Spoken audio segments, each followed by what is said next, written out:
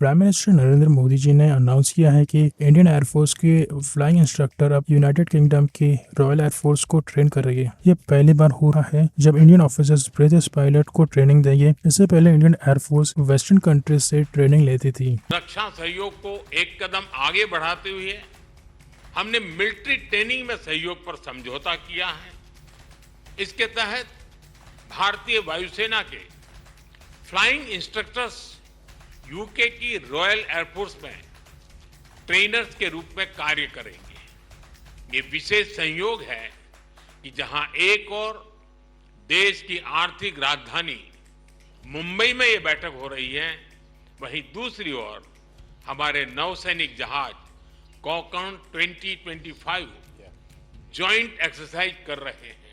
United kingdom के prime minister care Starmer India के visit पे आए हैं। उन्होंने 350 मिलियन पाउंड के लाइटवेट मिसाइल भी इंडिया को सप्लाई करने का कॉन्ट्रैक्ट साइन किया। भारत और यूनाइटेड किंगडम का ये नया पार्टनरशिप है डिफेंस में। इंडियन एयरफोर्स के पास कॉम्बैट का रियल एक्सपीरियंस है, जैसे Kargil war, Balakot air strike and United nation peace keeping mission. हम प्रोवाइड करते हैं क्रिटिकल सपोर्ट, जैसे कि ट्रांसपोर्टेशन हो गया, मेडिकल इवैक्यूएशन, आर्म्ड रेस्क्यू।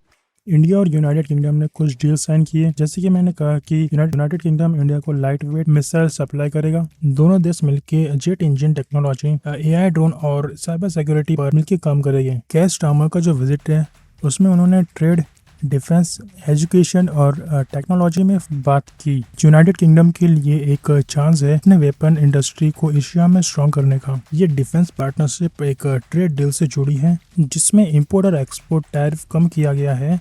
दोनों देशों में एरोस्पेस और डिफेंस जॉब बढ़ेगी। पिछले कुछ डेकेड्स में भारत दूसरे एशियन और अफ्रीकन कंट्री के पायलट्स को भी ट्रेन कर सकता है, जैसे रॉयल एयरफोर्स ने वर्ल्ड वॉर 2 में कॉमनवेल्थ पायलट्स को ट्रेन किया था। प्राइम मिनिस्टर मोदी ने कहा, अभी हमारा और यूनाइटेड किंगडम का ट्रेड 56 बिलियन है, हम इसे 2030 तक डबल करना चाहेंगे। प्राइम मिनिस्टर मोदी ने अनाउंस किया कि अब प्राइवेट कंपनीज भी इंडिया न्यूक्लियर पावर सेक्टर में इन्वेस्ट कर सकते हैं। ये एक बोल्ड डिसीजन है, क्योंकि पहले न्यूक्लियर सेक्टर सिर्फ सरकारी कंट्रोल में था। दोनों देश मिलकर लिथियम, कोबाल्ट, निकल पर काम करेंगे, जो बैटरी, ईवी और चिप इंडस्ट्री के लिए जरूरी है। स्टारमर ने कहा, take its rightful place in the United Nation Security Council. Keir Starmer भी चाहते हैं कि इंडिया को एक परमानेंट सीट मिले यूनाइटेड नेशन में। उन्होंने ये भी कहा कि वो गाजा पीस प्लान को सपोर्ट करते हैं और इससे इंडिया कैसे बेनिफिट करेगा। इससे डिफेंस सप्लाई चेन डाइवर्सिफाई होगा और टेक्नोलॉजी इन्वेस्टमेंट से युद्ध का बेनिफिट होगा। ग्लोबल पावर में हमारा इमेज स्ट्रांग होगा। इंडो पैसिफिक में यूनाइटेड किंगडम के साथ सिक्योरिटी कोऑर्डिनेशन बढ़ाएंगे। प्राइम मिनिस्टर मोदी ने कहा कि इंडिया और यूनाइटेड किंगडम की पार्टनरशिप ग्लोबल स्टेबिलिटी और इकोनॉमिक ग्रोथ के लिए एक फाउंडेशन बन रही है।